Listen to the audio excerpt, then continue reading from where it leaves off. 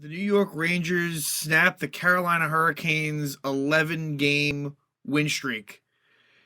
And this is not the first time they've done this, where they defeated the Toronto Maple Leafs when they had a long win streak. The Carolina Hurricanes had 17 game point streak, and the Toronto Maple Leafs had a 15 game point streak. I believe the Maple Leafs were 12-0-3, Carolina 15-0-2. It's a very satisfying win, maybe the most satisfying win of the season against the Carolina Hurricane team that has been, in recent memory, one of the best teams in the Metropolitan Division, certainly in regular season. And the Rangers won a hard-fought 7-game series against the Hurricanes last year. I'm sure Carolina, well, and look, teams change, right? I mean, Vinny Trocheck is now on the Rangers, who was on that Hurricane team. It's, teams change every year, but I'm sure that they wanted, to get a piece of the Rangers tonight. And early on, I mean, the Hurricanes really were the better team. The first period, to me, was heavily, heavily in favor of Carolina. But periods 2 and especially 3, the Rangers got it done. And, the Rangers special teams wise, while there were fluky goals, honestly, on both sides, it was a strange game. I thought the officiating could have been better overall. I think both, like I said, some of the goals were weird, but the Rangers deserve a lot of credit for a really strong third period, which we've seen a lot lately. And that's kind of been the key. That's what you're looking for. And that's what made them so successful last year. Whereas when the Rangers were struggling this year, the third periods kind of got away from them. Now, completely the opposite. Right? If you remember last year, they had to have been, at worst, top 3 in the league in goal differential third period. And I feel like they're making leaps and bounds. It's getting better. Another thing, Carolina was undefeated when leading after 2, in regulation. They may have lost. Actually, I'm not sure. Either way, this was definitely, at the very least, their first regulation loss when leading after 2. And they might have been completely perfect. I'm not sure. But like the Rangers, it was just they kept on going and going. Like the Rangers eventually tired out the Hurricanes. It's almost like the Hurricanes tired. I'll let me rephrase that. Carolina tired themselves out. They go so hard, but if you can kind of just stay with it, and that's what happened here. And they've had struggles at MSG. That is now 4 straight wins for the Rangers at MSG versus Carolina, dating back to the playoffs last year. And it's good. The Rangers have to have a level of confidence that they can beat this team, even though I still view Carolina very highly. Like there are cracks, and they are beatable. And even Kochetkov, I wasn't really all that impressed with him. I thought some of the goals he gave up, while unlucky, weren't great. Like I don't think he really gave them a great chance to win. Whereas Shesterkin outplayed him. And for Igor, like I wouldn't call it an amazing night, and I wouldn't call it a bad night. Just a solid night for Shesterkin. I guess somewhat similar to Halak against Florida, different. I feel like Halak was probably even more tested than Igor was, but Igor made some really key saves when he had to, and a lot to be happy about. And some of the young kids are really blossoming. And I first want to talk about Kakko, who, please keep him on that line with Kreider and Zibanejad. It's working really well. I would not go away from it anytime soon. Now, like I said, so my stance is kind of the same as it was after last game. Like, I think the other lines, definitely there should be some tweaking. If you want to keep Panarin, Trocheck, Kravtsov, I'm fine with that. I don't have much of an issue if you want to stick with that line, but Lafreniere, Hedl, Vesey is not working. In fact, Hedl did, and whether it was fair for him to get singled out or not is questionable, but Hedl has not been great since some of these recent line changes, and it's kind of funny. Hedl actually did end up with a goal and assist tonight. One was an empty net goal. One was a secondary assist on a power play goal. So it's funny how that works. But, with Goodrow, you can always move him up, and that's what they did. So we'll see what they do. I guess if I had to guess, you probably see that same Panarin, Trocheck, Kravtsov line, but I do actually think that maybe you make some switches. The thing is, you don't want to move Hedl or Lafreniere into fourth line minutes. The fact of the matter is, Sammy Blais and Julien Gauthier did not play much at all tonight. And actually, in the brief amount of time that Sammy Blais was in there, I actually thought he wasn't bad. And for someone that I haven't really loved what I've seen from him, I actually thought that tonight he, had some hits, what was involved, I guess. But I guess what you could do, and I'm not really sure how much of a difference this makes, You could, like, I wouldn't mind. The problem is you would need a center. Because I'm thinking if you want to keep that second line intact, which I don't know if, like, I question that in the long run. Like, Kravtsov's done some good things, and I definitely want to stick with him, but at the same time, like, I don't know. But you could move Goodrow to that third line with Lafreniere and Hedel and then move VZ down. The problem is at that point you wouldn't have a center unless you bring Brodzinski in, which again, I don't mind doing that. I hope it isn't at the expense of Gauthier.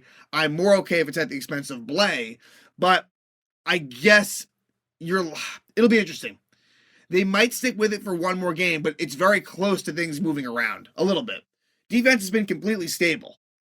Like, Libor Hajek has been a scratch regularly, and Ben Harper has kind of taken that sixth defensive job and run with it, and deservedly so.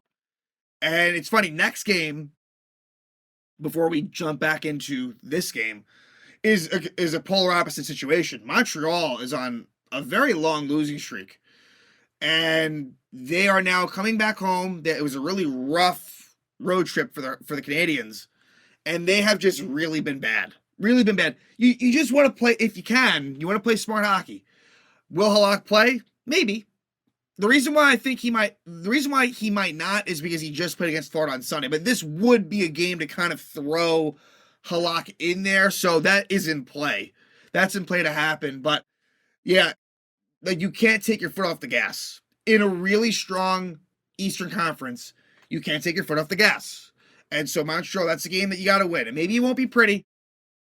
In fact, it probably won't be. But you don't want to get into a track meet because Montreal can score goals. We've seen some crazy games in Montreal in the past. So it's just, all I'm saying is it's the opposite of Carolina, where the Rangers have stepped up against good teams. They've also, when they've had their bad times this year, they've struggled against teams. Like, you look back, plenty of games that they lost to some of the worst teams in the league. So something to think about as we look forward to the Montreal game. But as far as the Carolina one goes, Carolina really jumped out, and the Rangers had no breathing room. And like, Carolina, to me, it was a clinic. They were dominating the Rangers, and they would score at 7:24 to kick things off. Brent Burns, the new Carolina Hurricane, scores his fifth of the season from Stastny, also a new Kane, and Slavin. And this was a play where I guess most blame goes to Kravtsov, but Aaron, throws it to Kravtsov, and Kravtsov cannot get it out at the blue line. A little bit too cute. He should have gotten it out. I think most blame probably goes to him. But look, Miller and Trouba, and this is the kind of a conundrum, where Keandre Miller ends up really truly being one of the stars of this game, and that's fine. But I thought Keandre really had his struggles. It's interesting whose opinion you get on this. I thought Keandre really had a rough first two periods. Beyond the goals against, I thought Keandre and Trouba, and I usually like to pile on Trouba, but Keandre deserves blame as well, really does. And so, but in this case, it's really Kravtsov, a little bit of Panarin. I didn't love the Panarin pass it to Kravtsov in the first place, but still, Vitale should have gotten it out. And it ends up sort of, Burns pokes it in. It was a weird goal mouth scramble kind of goal, and the Hurricanes make it 1-0. But then the Rangers get a power play, and Sebastian Aho hooks Philip Hedel. Honestly, a weak call. I didn't think he hooked Hedel, but they call it. And the second unit gets kind of a lucky goal.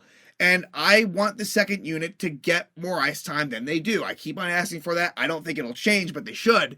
And it's Jacob Trouba. Jacob Trouba, which this is probably his first home goal of the season. Not that that really matters, but his third goal of the season overall from Kravtsov and Hedel. So a play where Kravtsov kind of gets it to Trouba at the point, and I think it deflected off of maybe two Hurricanes. Lafreniere was in front, but it goes in, and it's a 1-1 game. But 16 seconds later, the five-man unit of Lafreniere, Hedel, VZ, Miller, and Trouba. This happens twice. This is the first time where the intensity needs to be better. It needs to be better, and Marty Necas scores his 17th of the season from Svechnikov and Stastny, and so it's a 2-1 game right there. You cannot give the lead in 16 seconds. We head to the second period, and it was 2-1 for a while, and there were some penalties. Vinny Trocheck cross-checked Seth Jarvis. That was also maybe a questionable one. And then at 2:14, Kreider takes a really dumb tripping penalty on Aho, but luckily they call holding the stick. Brent Burns holds the stick of Zibanejad, so it could have been 5-on-3. Ends up actually being 5-on-4. Rangers that could have been bad, and a really dumb play by Kreider. And we've seen him do it before, I guess against the Capitals, where they were shorthanded, he got too aggressive, and it was a 5-on-3 situation. But No one scores. Then Jalen Chatfield trips Trocheck at 9:29. Rangers power play unsuccessful. Then at 12:12, Keandre Miller trips Svechnikov. That was a bad call. It looked like Miller got mostly puck, but they call a penalty. Rangers penalty kill does a good job and feels like they've done a pretty good job lately as well, kind of thinking about it broadly. But then Brent Burns hooks Artemi Panarin at 15:59, and the Rangers do score a very fluky sort of goal. It's unassisted, although I think Panarin was the one that kind of shot it in or passed it in, and it finds Zibanejad, and he's got some space, and Trocheck was open in front. Zibanejad tries to pass it to him, and it goes in. So 2 games in a row now where Zibanejad either loses control of the puck or passes the puck, and it just goes through the goalie. So Zibanejad's 19th goal of the year. It's technically another power play goal. Again, I guess the Trouba one, it was zone time. This was kind of a weird one also on the rush, I guess you'd say. And it's tied at 2. But again, and this is where it can land. It's like, hey, I know you have your post power play selections and preferences, but he went back to the same 5-man unit. Lafreniere, Hedel, VZ, Miller, and Trouba. And less than 30 seconds later, Jalen Chatfield scores his second of the season from Teravainen. And Carolina gets that quick lead back. This one deflects off of Hedel, and I didn't really think it was Hedel's fault necessarily. Apparently, Shesterkin was pretty pissed off after the second period. I think he kind of gave the team an earful, and boy, did they respond. In the third period, the Rangers got it going immediately. They tied up 36 seconds in. Panarin, an innocent-looking shot on net, goes through Kochetkov, his 11th goal of the season from Lindgren and Fox, ties it up at 3. And then the Rangers take the lead. And this is where Kakko, just the ability to hang on to the puck possession has been great. And it's always been something that we've seen from Kakko, but even better now. Kakko holds on to the puck, finds Zibanejad from the point, takes a slap shot, and it's deflected in the slot by Keandre Miller. You don't normally see defensemen get deflection goals like that, but Keandre's kind of a different sort of animal. And it's the third goal of the season from Miller from Zibanejad and Kakko. Rangers take that 4-3 lead, and for Keandre, a nice turnaround, really, where Keandre had a really strong third period. After I thought it was a rough start. He ends up being the first star, and there wasn't really a clear-cut person. Maybe you could have gone Zibanejad, that'd probably be like the next closest thing, but it goes to Miller. And so now the Rangers have a 4-3 lead. And the Rangers played pretty well after this. And there were penalties involved on both sides. Svechnikov delay a game at 11:27. And then before that power play is over, and Gallant kept on the first unit too long, Panarin hooks Jesper Fast. So, not a good penalty by Panarin. And with Panarin, there's a lot of good and a lot of bad. But the Rangers penalty kill really does a very nice job. Really give him a lot of credit. And then at 17:15, a weak call where Jordan Marknook gets a penalty for playing with a broken stick. And he kind of did. I'm not even sure if he knew he had a broken stick. I think they should have let that go. Carolina was down by 1. It sucks to kind of, in some ways, lose your 11-game win streak on that. Now, look, there's a better than not chance they would have lost anyway, but to kind of, to really seal it. And the Rangers on the power play, it's an empty net power play goal by Philip Hedel, who was, like I said, benched in the third period. That might have been his first or second shift of the entire period. And his reaction after the goal, he did not celebrate. I'm not sure if he was mad at himself or mad at, he just wasn't happy at the empty net goal. His 9th of the season from Miller and Trouba. Nice bit of patience by Miller to find Hedel to get the easy goal. And at 18:57, the Rangers take a 5-3 lead and they win by that 5-3 score. The Rangers improve their record to 21-12 and 6. So the record much more respectable. They're really turning things around. And it's great to see. And look, they're 2 months away from the trade deadline. Interesting decisions will be made. 2 months away. So still some time, but I figured it's the first time I bring it up. Being that it's literally, you're at the 2-month mark. And I would expect some activity. Not like last year. You won't get as much as that, but we'll see what happens. But the Rangers are definitely has me feeling good about themselves, and it's nice that they are capable of beating the top teams. We've seen that. We really have. They played Tampa tough. They beat them on opening night, and they got a point the other night.